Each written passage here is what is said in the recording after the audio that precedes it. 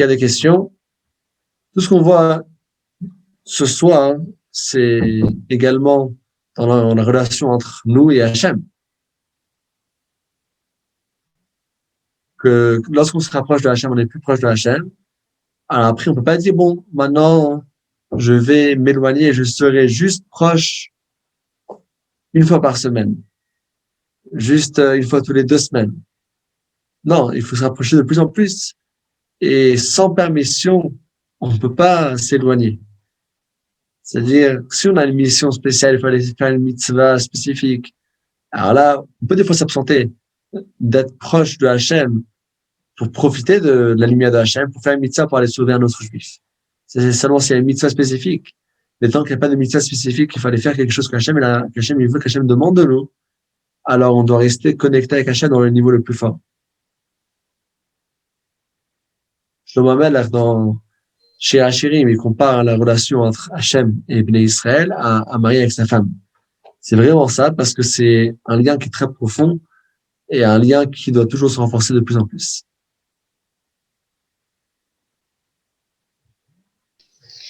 Rav, dans les relations intimes, la Torah s'occupe de l'intimité du couple ou de l'ensemble du foyer, puisqu'il y a plusieurs femmes. Mais en aucun cas, j'ai entendu dire qu'il souhaitait que ce soit pour la procréation. Et le but, c'est de quoi si le but, c'est pas pour procréer, pour quelle raison la Torah s'intéresse à l'intimité des couples? Alors, il y a ici deux choses. Il y a une chose il y a l'obligation de pro-urvu. D'ailleurs, c'est la première mitzvah qui est mentionnée dans la Torah, la mitzvah d'avoir des enfants. Donc, ça, c'est une mitzvah. Mais il y a une autre mitzvah. Et c'est même, on va dire, même si c'est plus possible d'avoir des enfants, ils sont trop âgés, ou bien ils ont déjà eu des enfants. Parce que, Mido Oraita, après un garçon et une fille, on a déjà fait la mitzvah d'avoir des enfants. Les Rabbanan, ils rajoutent, ils disent tant qu'on peut avoir des enfants, c'est une mitzvah d'avoir des enfants. Mais en tout cas, indépendamment de la mitzvah d'avoir des enfants, que c'est la mitzvah de pour vous, il y a une autre mitzvah qui est la Ona. Et ça, c'était le sujet principal de ce chapitre. Ça se base sur un pasouk. D'ailleurs, c'est un pasouk qu'on a lu, ça fait une semaine exactement. Donc là, on est dimanche de Trouma, un dimanche de Mishpatim. On a dit She'erak suta ve'onata lo yigra. Lorsqu'on se marie avec une femme, alors il y a un lota assez, un interdit de ne pas diminuer dans l'obligation de she'era, donc de la nourriture, suta, des vêtements, et onata, du moment spécial pour la femme.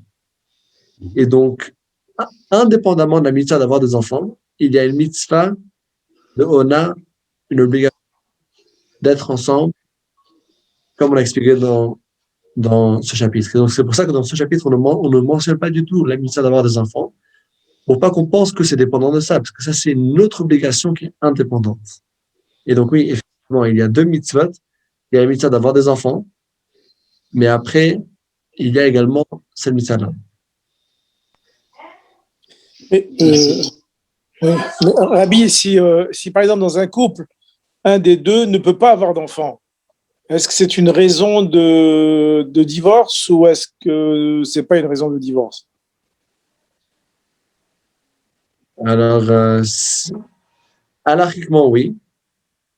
En tout cas, c'est écrit que si après 10 ans, ils ont essayé toutes les différentes choses, toutes les différentes méthodes et des traitements, et au bout de 10 ans, ils n'ont pas eu d'enfant, alors au bout de 10 ans, halachiquement, je parle du point de vue de la loi, il y a une raison, et donc il y a un droit de se divorcer, parce que de cette façon-là, ils vont jamais accomplir la mitzvah, la première mitzvah qui est d'avoir des enfants. Donc la mitzvah, c'est pas juste la ona. Il y a deux mitzvahs. Il y a la ona qu'on a discuté dans ce chapitre, mais il y a aussi la mitzvah d'avoir des enfants. Et donc, puisqu'en ce mariage-là, il n'aura pas cette mitzvah qui est très importante, alors il y a une raison, et donc un droit à la fille de se divorcer. Absolument, oui. Maintenant, concrètement, ça, c'est une question de cas par cas qu'il faut demander à un Rav. Et encore mieux, finalement, il faudrait demander une bracha au Rabbi pour que le cas s'arrange. Pourquoi rester avec un problème? Il y a des fois des gens qui se tournent et ils disent, voilà, qu'est-ce qu'on fait? Est-ce qu'on se divorce? Vaut mieux de demander comment faire pour que ça marche. Faire une bracha. Et il y a des multitudes d'histoires comment il y a des couples qu'après plus que 10 ans de mariage sans enfants, finalement, ils ont eu des enfants. Et il y a aussi que non. C'est du cas par cas. Après, il faut demander une bracha, il faut aller voir un rave. Mais au bout de 10 ans, oui, au bout de 10 ans, c'est compliqué. Et est-ce que l'adoption peut compenser le manque d'enfants? Alors, compenser, c'est un mot difficile parce que est-ce que ça va être considéré comme si il a vraiment accompli la mitzvah de pour vous? Non. Parce que pour vous, c'est que chaque personne ramène des enfants. Mais il y a ensuite des mitzvahs qu'on ne peut pas faire. Imaginez-vous qu'une personne, chas v'shalom, n'a pas de bras. Alors, il ne pourra jamais accomplir la mitzvah de mettre les tefilin shel yad, les tefilin du bras. Si une personne n'a pas de tête, c'est pas possible, ça. Ne vous en faites pas. Il n'y a personne sans tête. Mais si une personne n'a pas de bras, il ne pourra jamais accomplir la mitzvah de tefilin shel yad. Selon le Maïmonide, c'est deux mitzvahs distinctes. Tefilin du bras et tefilin de la tête.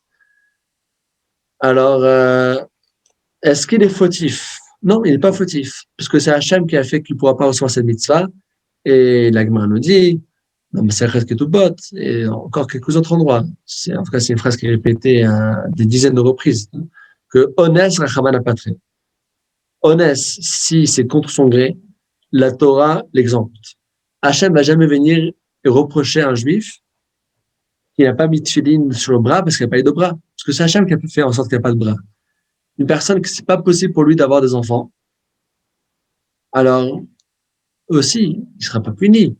Il n'y aura pas de reproche contre lui.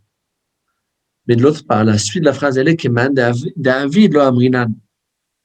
On ne dira pas que c'est comme que c'est vraiment comme s'il a fait. Parce que finalement, il manque quelque chose. C'est pas sa faute, mais il manque quelque chose. Mais Rabbi, est-ce qu'il n'empêche pas sa femme de faire la mitzvah? Si sa femme peut avoir des enfants, elle. C'est ça le problème. C'est-à-dire lui, il ne peut pas en avoir, mais elle peut en avoir.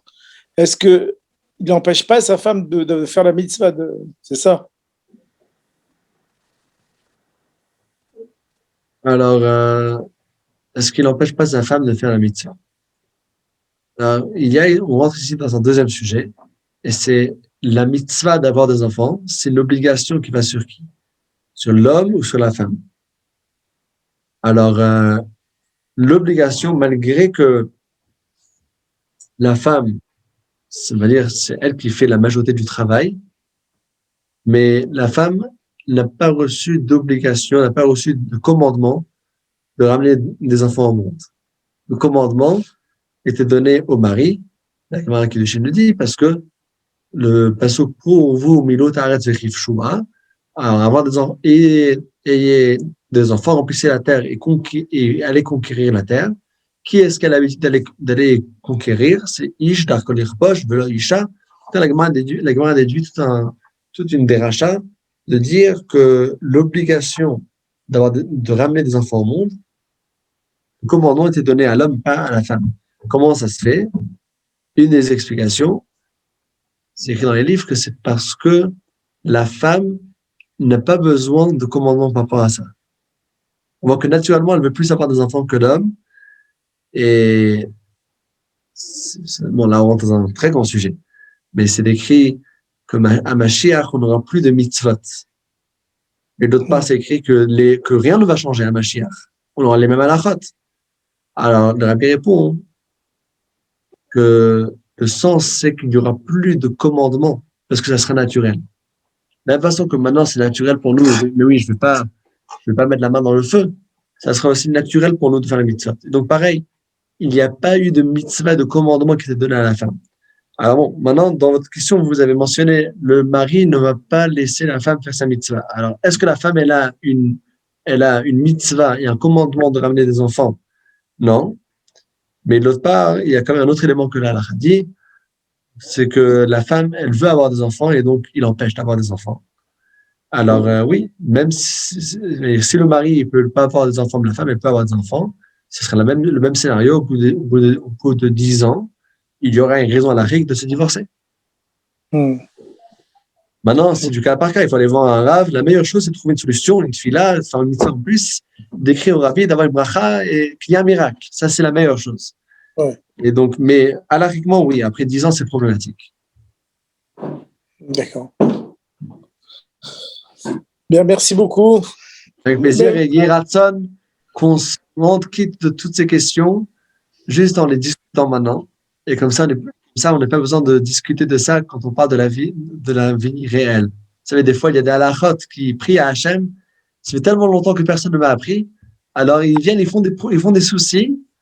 Juste comme ça, on ouvre les livres et qu'on discute de ces halachot. Alors, c'est pour ça que c'est bien des fois de discuter de ces sujets-là. Comme ça, on s'en quitte. Et ces halachot-là, ils seraient contents. On a déjà discuté d'elles. Et donc, plus besoin de nous faire des vraies interventions dans la vie réelle. Et dans la vie réelle, on est juste la Yehudi, Maïta, Ora, Besimcha, Besasson, Rika. Merci beaucoup. Merci, Rav. Demain soir, il y a un grand shiur à 20h du Rav sur les différentes personnes, Tzadik, Benoni, Racha. Qui est-ce qui construit le Mishkan? On va voir qu'en fait, il y a 3 opinions. À quel moment le Mishkan a été construit? Est-ce que les Juifs l'ont construit en étant Tzadik, en étant Benoni ou en étant Racha? Qu'est-ce que ça veut dire pour nous? Et ensuite, suivi, bien sûr, par le cours de Rambam à 21h. Et notez déjà dans les agendas, pour mercredi soir à 20h, il y aura un cours spécial Purim. Il ne faut pas aller chercher loin. Déjà, Purim, pourquoi Purim s'appelle Purim?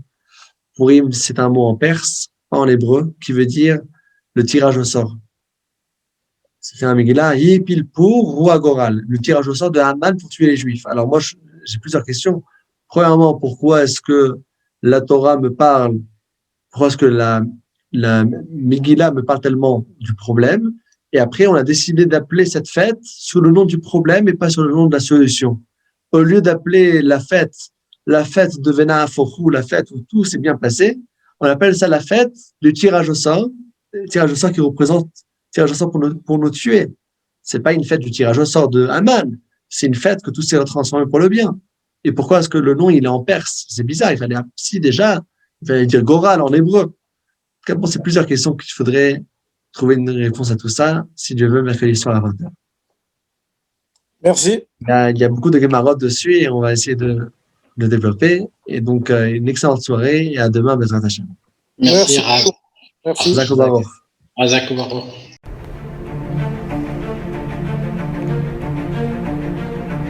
Et si connaître toute la Torah était possible, plongez-vous dans les joyaux de la Torah. Étude du Rambam, le Maïmonide, cours de qualité par des rabbins francophones aux 4 coins du globe. Un chapitre chaque jour, à raison de 20 minutes, pour finir en moins de 3 ans l'apprentissage de la Torah. Relevez le challenge, tous les soirs en direct à 20h30 ou 21h30 heure israélienne. Nos cours sont accessibles à tout moment, YouTube, Facebook et sur notre site torah24.com.